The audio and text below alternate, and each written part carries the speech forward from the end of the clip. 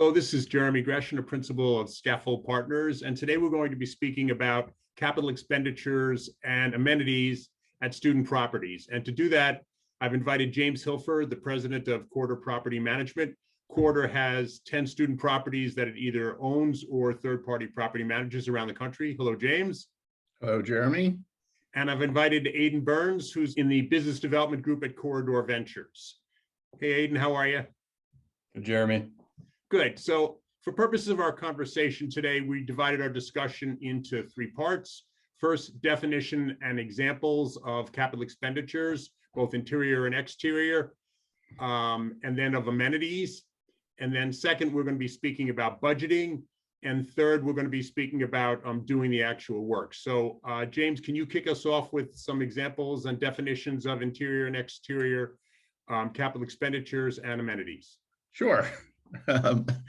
So from a capital expenditure standpoint, we consider anything CapEx that is a positive impact on the property for long-term perspective is most likely going to be considered a capital expenditure. So on the exterior, things that you're frequently talking about are roofs, windows, siding, and then any other improvements that you do throughout the property. So if you're putting in something like picnic area or outdoor grill or a basketball court or any sort of dog park, things like that, those are all considered capital expenditures and have a long life from a property standpoint.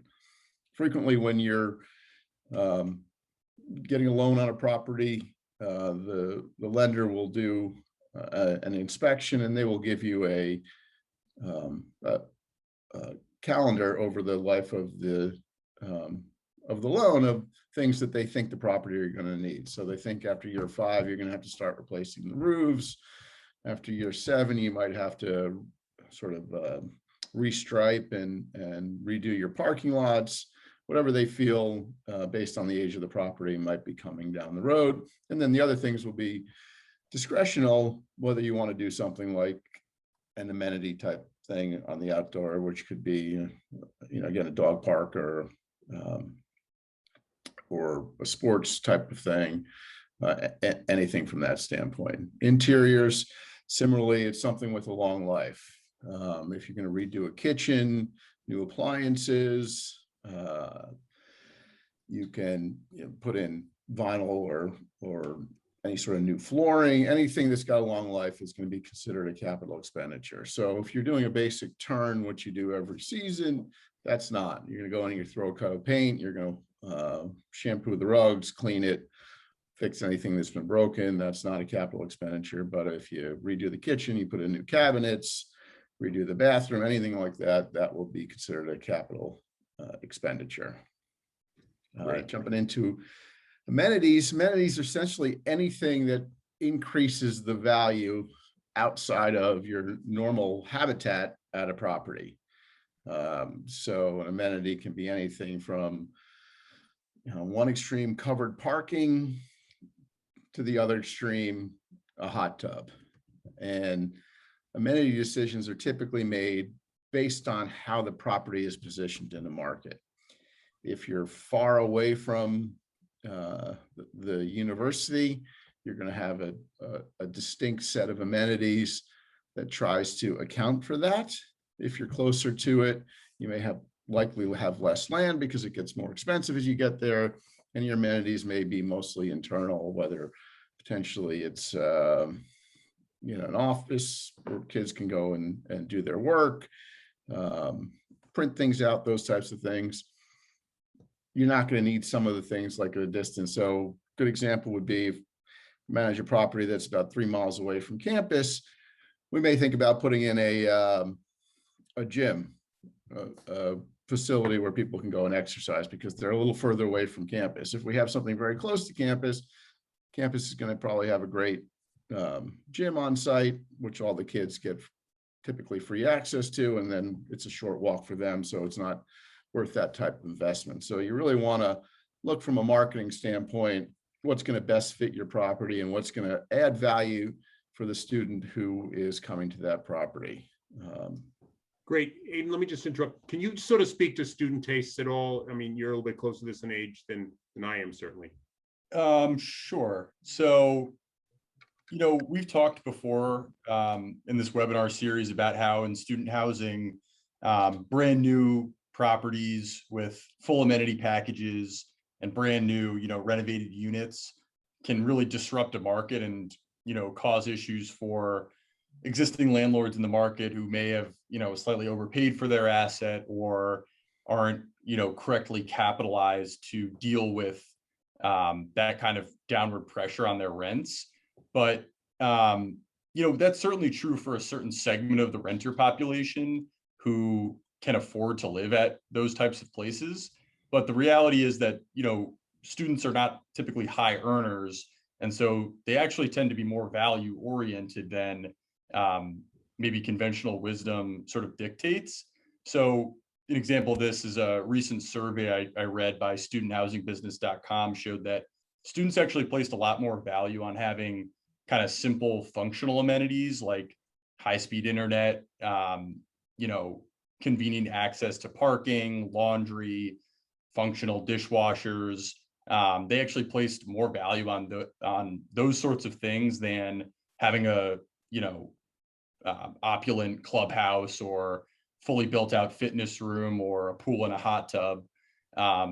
So that's just something to keep in mind, that you don't always need to spend the huge high ticket dollar amount on a big amenity package. Really, something that's more important is just maintaining functional amenities that exist at the property today. So that's one perspective that I think can sort of get lost in the shuffle in sort of the arms race that is student housing markets. Something else to consider, and it's a little bit too early, I think, to take a hard line on this, is how will COVID-19 and the pandemic, influence amenity trends going forward in student housing? Will the pandemic that everyone experienced drive a trend towards more health-oriented amenities? Specifically for Gen Z renters who, grew up in the great financial crisis and just went through the pandemic and are now living away from home for the first time.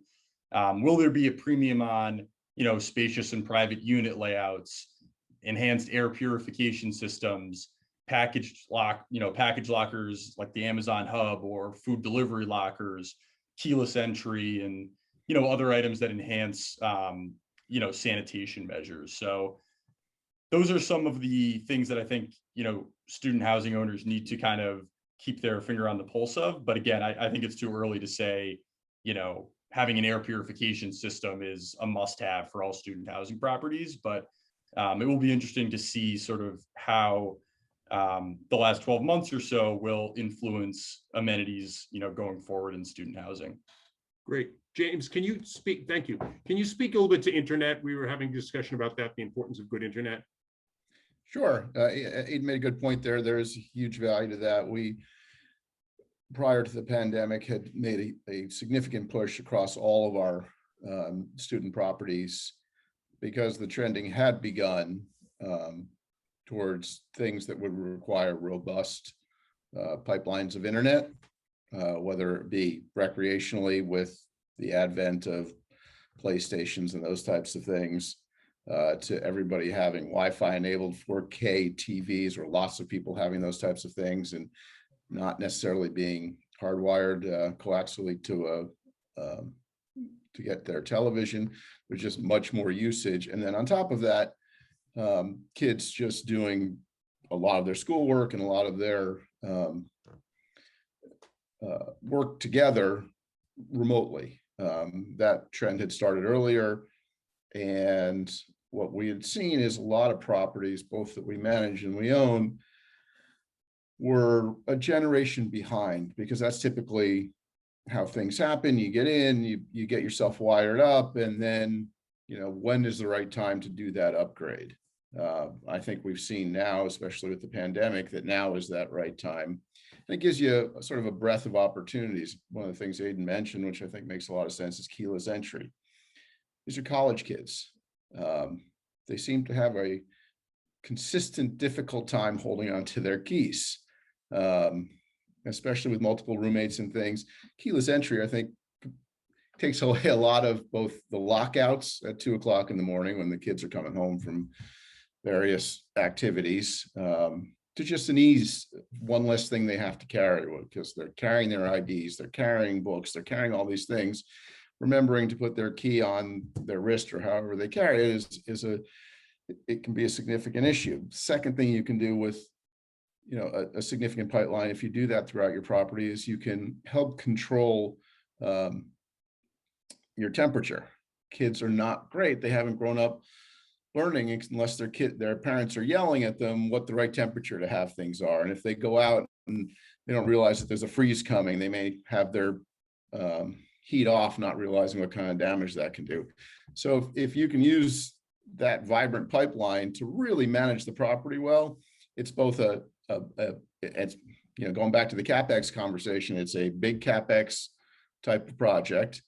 And it gives great value on both sides, the value proposition for the student, and the value proposition for the owner from a standpoint of really being able to manage the property well, and have things out there that are more forward focused. So instead of having your maintenance crew focused on reactive things like kids who forgot to turn on their heat, kids who are locked out, running toilets, those types of things, you can have them focused on making sure the property's in great shape, turns, keeping an eye on the property, and all those types of things. So internet is the key to all of that. And it's really something that I think is critically important at virtually every student property out there. Great. Can you speak to furniture also? So furniture it's an interesting proposition. You're going to have a big mix. You're going to have probably the first time a kid leaves their on-campus housing to off-campus housing, it's sort of plug and play. If they're moving into an apartment that's already furnished, great thing for them. They may not have the furniture, they may not like it, but what we find is also kids really like to put their mark on their apartments. This is their first time out, and they want that apartment to really reflect them.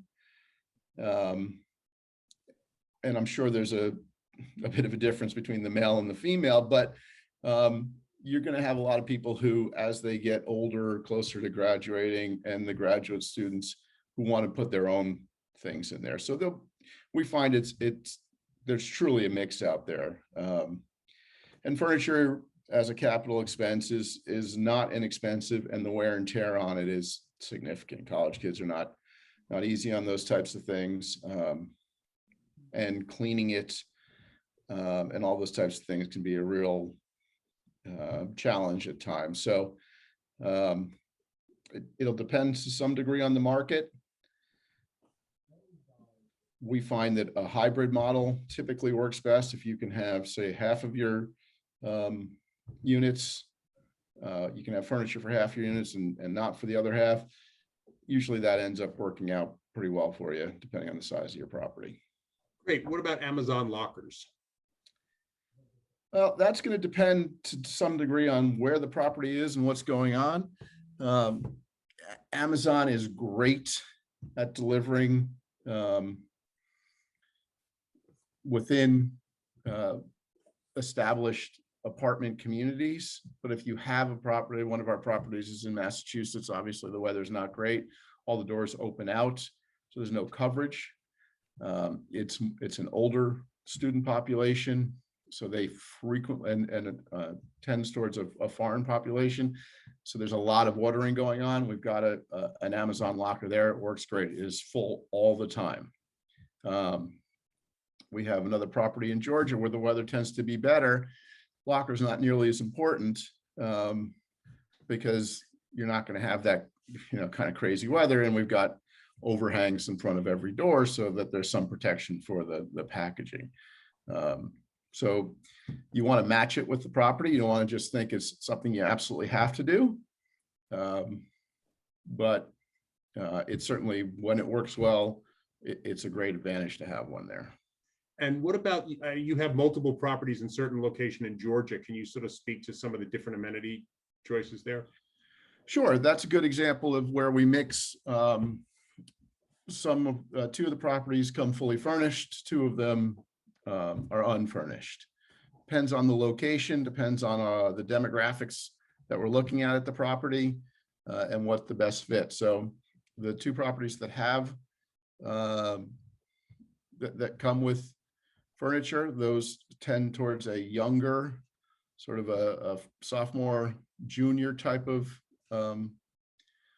population demographic. The other ones tend towards a slightly older one. So it really supports the concept that as these kids get older, they really want their own furniture in there and their own stuff. It just makes it feel more like home for them.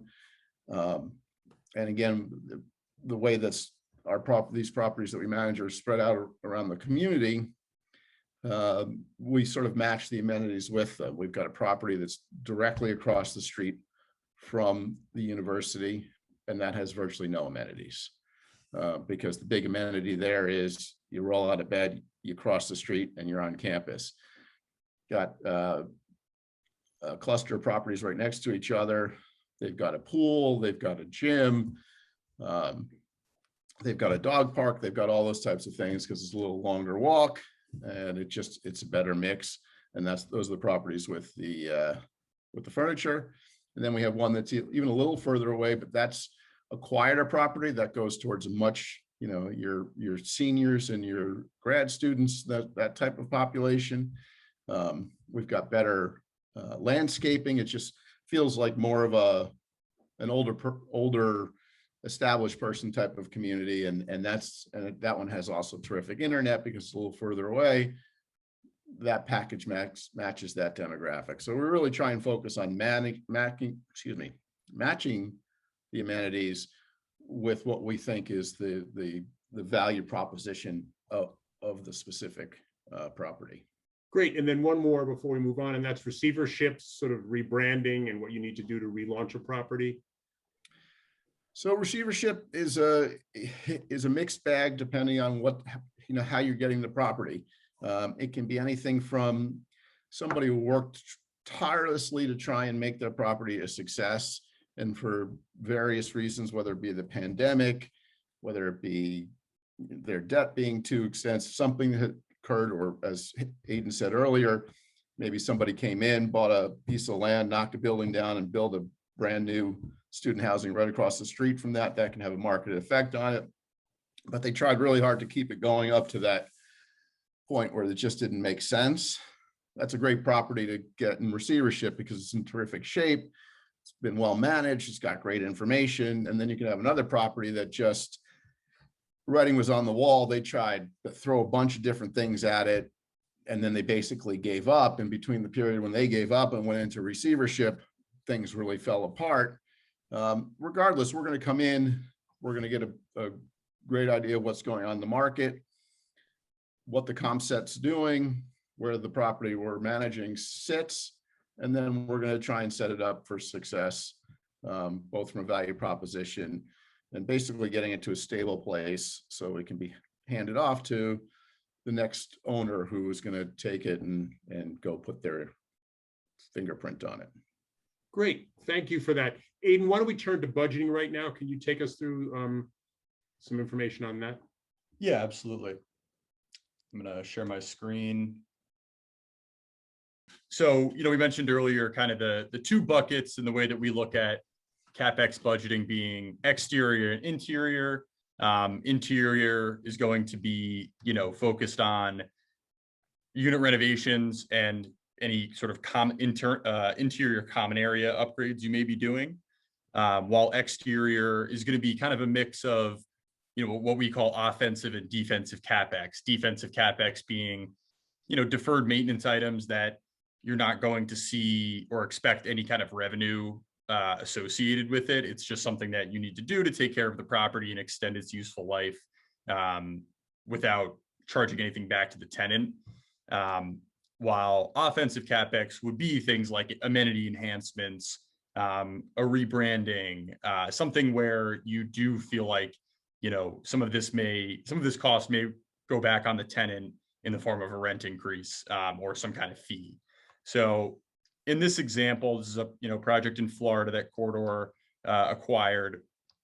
We have a number of different line items for exterior capital in our budget. One item right here, the PCA immediate repairs. James mentioned the lender on any deal is going to come out and have an inspection performed to figure out what kind of immediate needs the property has, that is just necessary to continue to function, at its highest and best use as a multifamily or student housing property. So in this case, it was, the replacement of some electrical plant panels that needed to be remediated.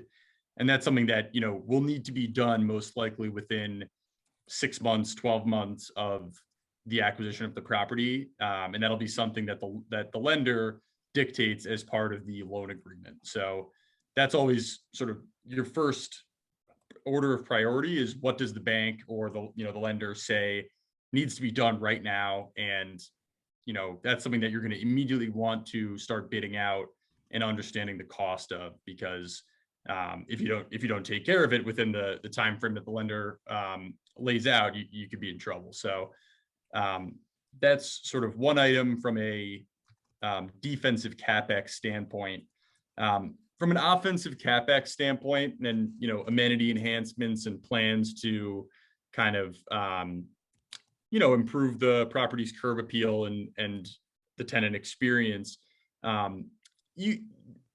Between interior and exterior, you tend to have a little bit more flexibility with some of your exterior plans on the on the offensive side of things. So in this case, we budgeted for a new coat of exterior paint across the property, some pool upgrades and furniture improvements, some landscaping and amenity enhancements, kind of broadly speaking. We plan for a new dog park and some additional lighting. So from the lender's perspective, you usually have a little bit more flexibility with this bucket of dollars versus your interior budget. And that's because your interior upgrades are the most, directly revenue generating capital inputs that you're going to have at the property. I say I'm going to do, $8,000 a unit and get a $75 rent increase. The lender's going to say, okay, you need to do an $8,000 investment, nothing less. And we expect to see the premium that you laid out.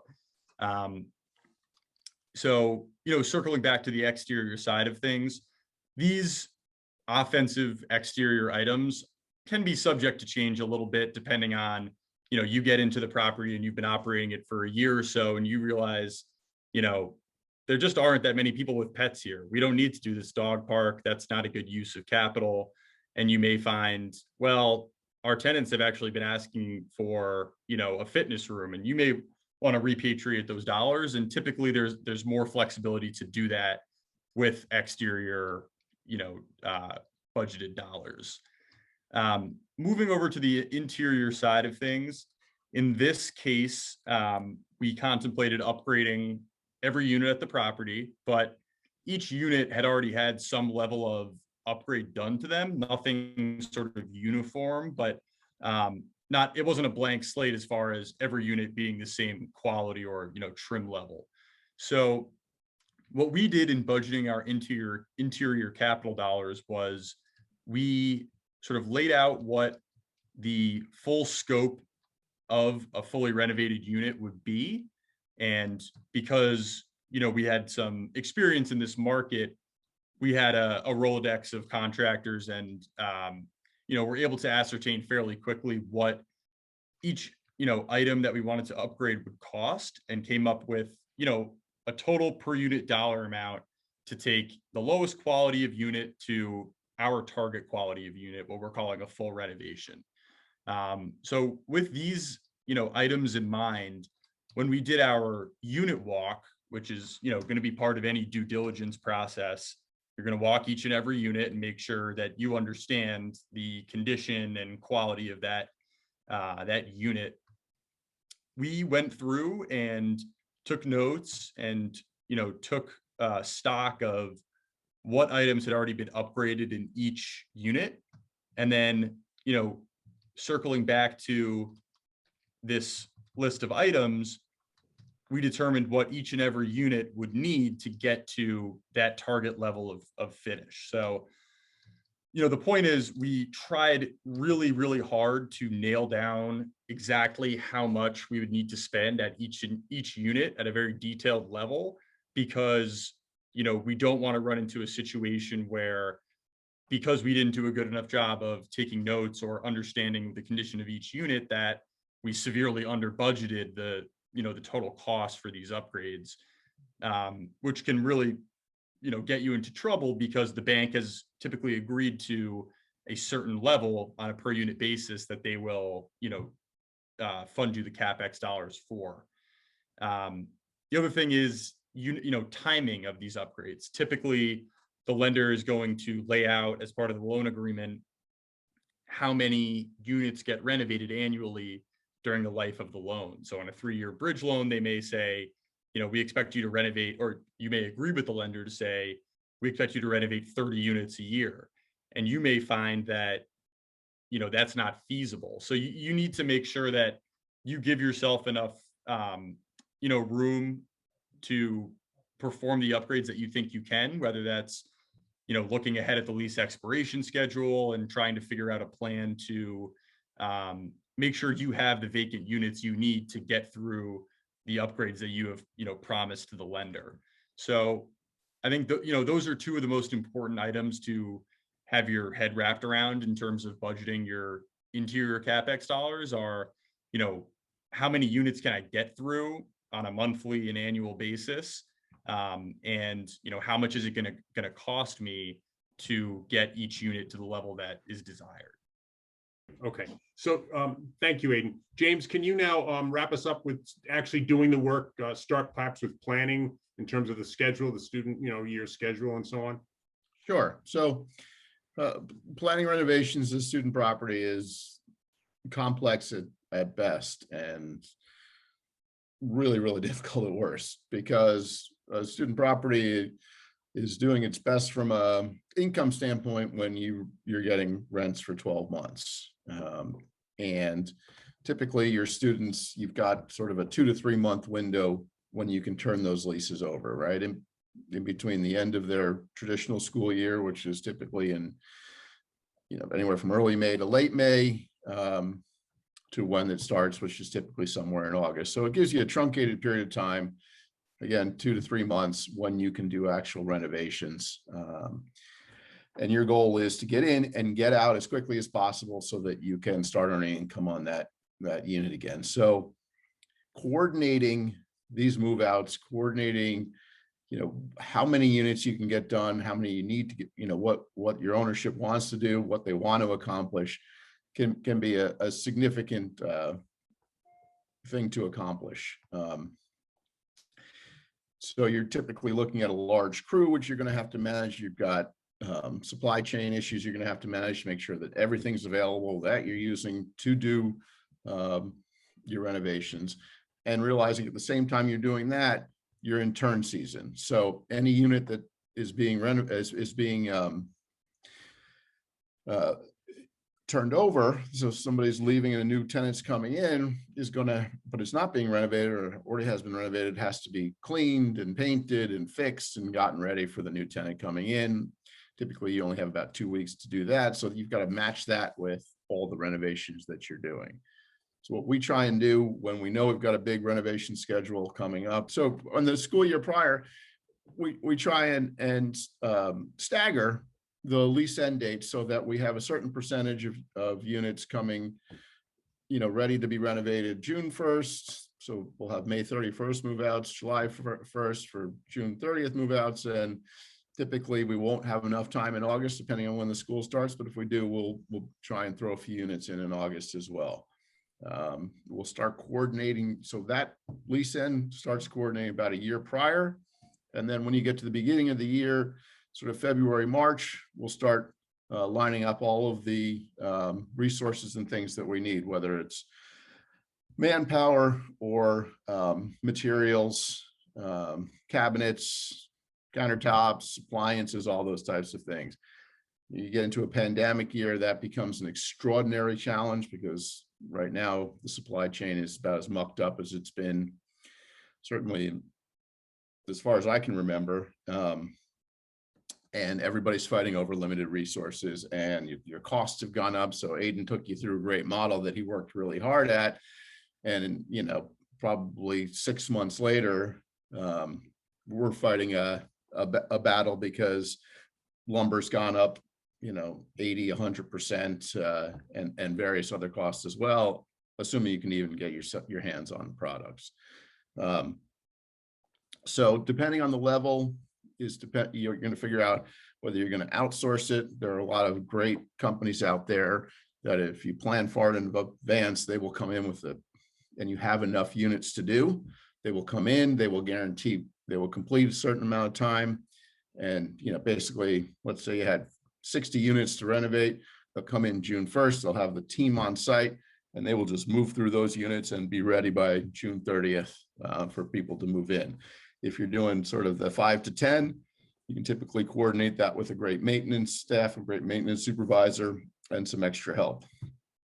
So you may outsource just the flooring or just the painting or a combination of that and do a bunch of the renovations around that yourself. You want to match it with the business plan that, you know, folks like Aiden are giving you and their expectations of what the things are going to cost, and then what, you know, when that unit's going to be back up and ready and producing income again. Great. And then the last topic would be the unexpected, you know, examples I think you gave me beforehand of renovating a kitchen and then discovering the plumbing was bad. Right. Depending on the age typically of your property, reflects what surprises that you find. The older the property, the more stuff that you can find. Plus you're dealing with college age students. So you're always surprised at how imaginative they can be in causing damage to properties and hiding it and doing stuff. You may pull out a appliance like a refrigerator that you're going to replace, and behind it is, you would be astonished by the things that the kids have hidden behind or done behind or put in the wall or done behind, all sorts of things like that. So, you know, whether it's a structural thing where you're pulling down cabinets and putting in new appliances, but when you pull down the appliances, behind it is your plumbing stack, and that's, you know, older galvanized steel, and you find that there are little pinholes on it, and just it's enough to keep things wet behind it, but not to come soaking all the way through, so you never knew it was there. And then you've got to replace that whole stack to, you know, it's something that you may have seen damaged in something like a hot water heater. Kids that age are famous for jamming things into registers and to heating units, whether it's just trying to stop the heat from coming in or figuring out a way to get more heat in. Things like that are always going to pop up. And you just got to be ready to adapt and not let it really take you off your schedule. Terrific. Good. I think we've covered everything today. I want to thank Aiden and James. I've been speaking with James Hilford, who's the president of Corridor Property Management, and he's got 10 student properties under him, and Aiden Burns, who's in the business development group at Corridor Ventures. So thank you, Aiden. Thank you, James. If you have any questions about what we've spoken about today, please reach out.